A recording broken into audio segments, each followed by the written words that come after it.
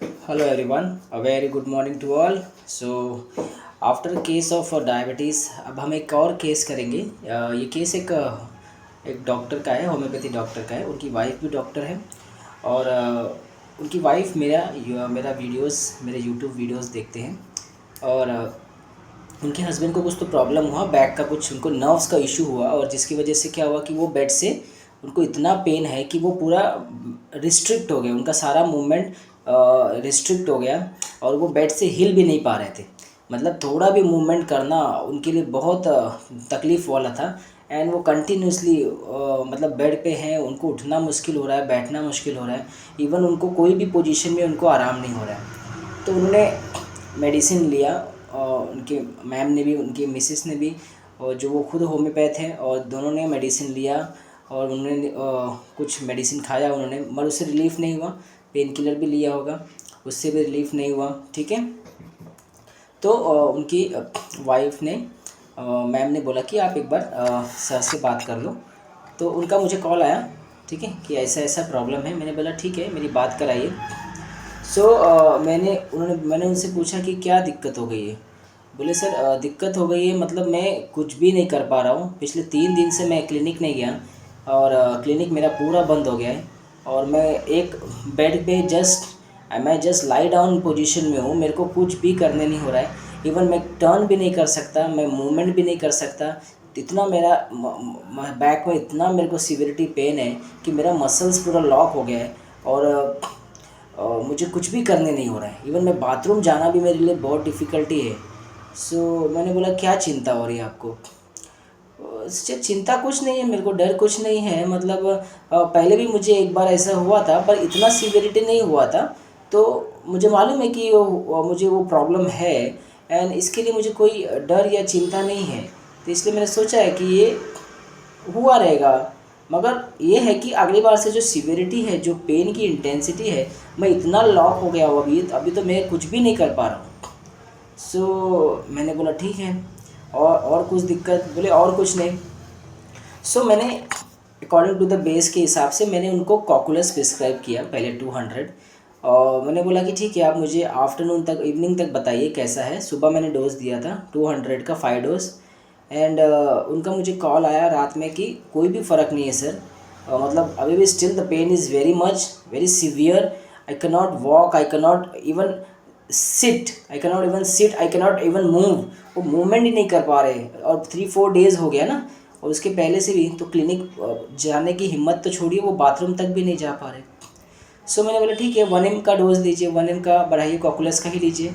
तो कॉकुलस का, और रात में जैसा है अपडेट कीजिए। तो उन्होंने रात को कॉकुलस लिया, 1 mg का 5 डोज। मॉर्निंग में मैंने बोला कि इन्फॉर्म कीजिए। तो मॉर्निंग में कॉल आया तो कोई रिलीफ नहीं है, pain still very very severe. Even बोल रहे कि सर वो कॉकुलस लिया, पेन तो नहीं कम हुआ, पेन और बढ़ते गया और बढ़ गया है और मुझे बहुत तकलीफ़ हो रही है सर, बहुत पीड़ा हो रही है। ऐसा लग रहा है कि बस ये तकलीफ़ इतनी है ना, मतलब बहुत दर्द है, सबसे अच्छा बहुत दर्द है, बहुत पीड़ा है, बहुत तकलीफ़ है। हाँ। तो मैंने बोला ठीक है, क्या चल रहा है दिमाग में। बोले सर दिमाग में कुछ नहीं चल रहा है, मतलब आई नो कि पहले का इशू है और मुझे पता है कि मैं इससे ठीक हो जाऊंगा और मैं ठीक तो हो जाऊंगा, मुझे ये पता है। बट मेन इशू है डॉक्टर सर कि मेरा जो क्लिनिक है ना वो बंद हो गया है और मैं जा नहीं पा रहा हूँ। पेशेंट मुझे कॉल कर रहे हैं एंड मेरे पास मतलब ये है कि अगर मैं जाऊँगा नहीं तो मेरा रूटीन कैसे चलेगा। तो मेरे पेशेंट्स हैं जो मुझे कुरियर्स करने हैं, मेडिसिन भेजने हैं। मेडिसिन भेजूँगा नहीं तो मुझे पैसे कैसे मिलेंगे। एंड एट दैट सिचुएशन तो अभी सब कुछ मेरा ज़ीरो हो गया है, बैंक बैलेंस वॉज ज़ीरो।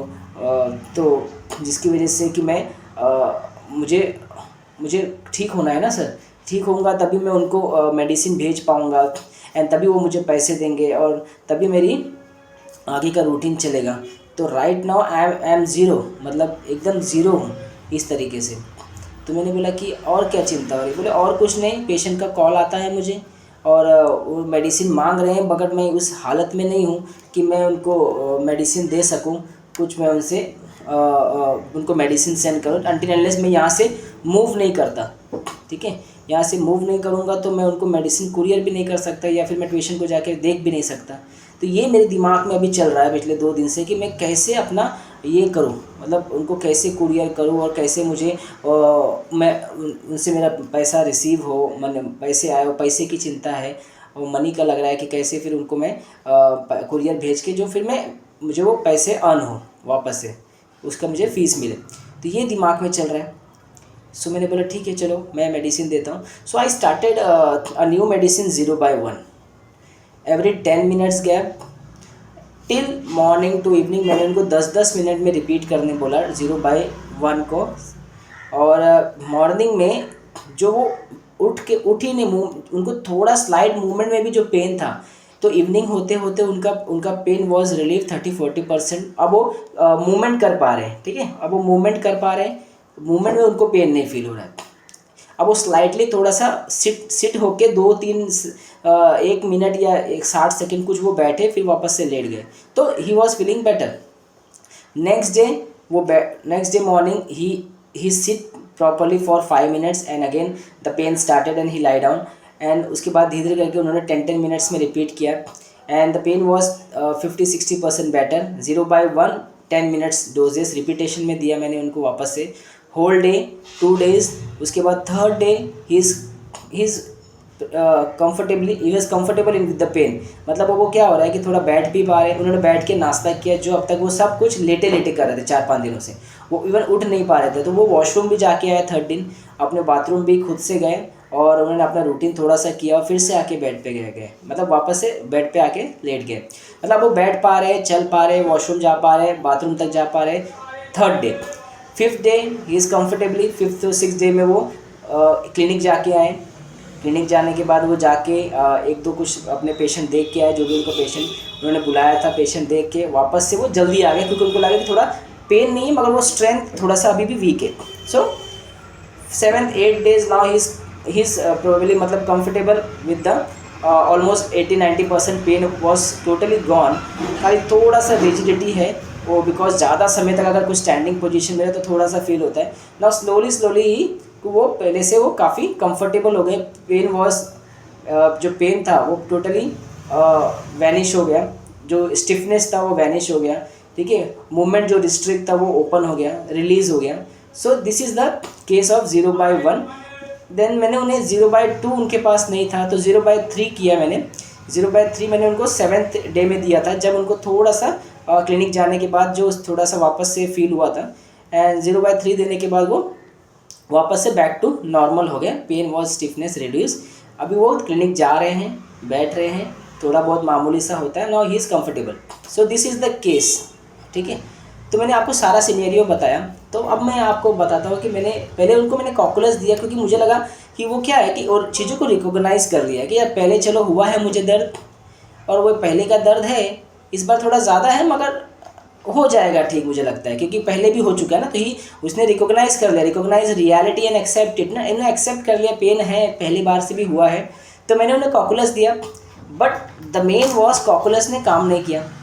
तो मैं थोड़ा सा ये हो गया कि अभी सेकेंड डे मॉर्निंग जब मैंने उनसे पूछा, तो उन्होंने बोला कि मुझे तो पता है वो ठीक हो जाऊंगा, मतलब मुझे पता है कि वह ठीक हो जाऊंगा, ठीक है, मगर पेन वॉज बहुत ट्रबलसम, ठीक है, pain was very severe, troublesome, बहुत तकलीफ हो रही डॉक्टर साहब, बहुत तकलीफ हो रही। This is injured been injured, मतलब something you getting injury continuously ना, continuously you are feeling injury, you are feeling pain, severity, troublesome, this is injured में you are feeling something loss about।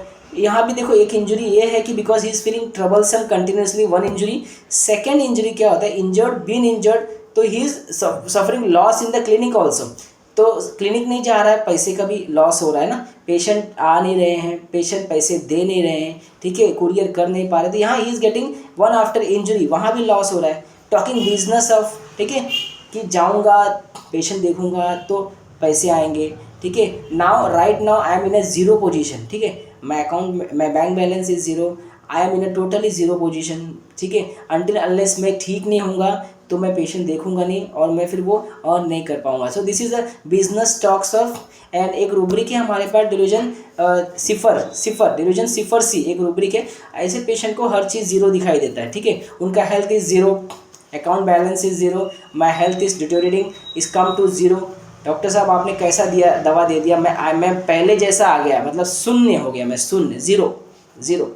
कुछ patient बोलते हैं ना कि doctor साहब मतलब आपने तो दवा दिया था लास्ट टाइम, मैं बैक टू फिर से वहीं पे जहाँ से स्टार्ट किया था वापस से ज़ीरो से हो गया, मैं ज़ीरो से स्टार्ट करना पड़ेगा, मतलब कुछ फ़र्क नहीं, वापस से ज़ीरो हो गया। तो this is the delusion cipher C. So hopeful, confident, injured, been injured, talking business, delusion zero. Delusion zero नहीं, सॉरी, डिल्यूजन सिफर सी एक रूब्रिक है हमारे पास। सो मैंने उन्हें सल्फ़र 0/1 स्टार्ट किया, 0/1 से वो अच्छा सा रिकवरी कर गए, ठीक है। 0/3 मैंने उनको 5th या 6th डे उनको 6th या 7th डे मैंने उनको अप्लाई करने बोला। उसके बाद वो धीरे धीरे करके उसके बाद और बेटर हो गया, now he is completely fine, ठीक है। उनका जो पूरा जो बेड रिडन हो गए थे उस पेन की वजह से, लॉक हो गया था, वो रिलीज़ हो गया 0/3 देने के बाद, ठीक है। So this is the case और this is the beauty of LM potency. मैं आपको LM पोटेंसी जो नहीं प्रैक्टिस करते होंगे और जिन्होंने अप्लाई नहीं करते, तो मैं उनसे रिक्वेस्ट करता हूँ कि आप LM पोटेंसी पेशेंट को दो, ठीक है, बहुत ज़रूरी है।